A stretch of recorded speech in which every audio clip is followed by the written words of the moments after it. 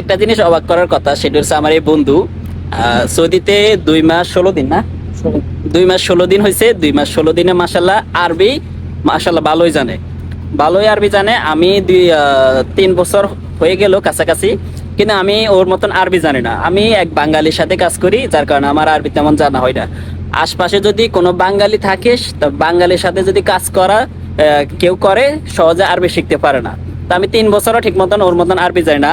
ওর সোসাইডে সবগুলো সৌদি, ও সৌদির সাথে কাজ করে, যার কারণে ও মাশাল্লাহ খুবই ভালো আরবি জানে এবং শুদ্ধ আরবিও জানে। আঞ্চলিক ভাষা তো জানে, শুদ্ধ আরবিও জানে। তো তুমি যদি কিছু বলো, কিছু বলো। ये अरबी ते बोलमो হ্যাঁ, আরবিতে বলো।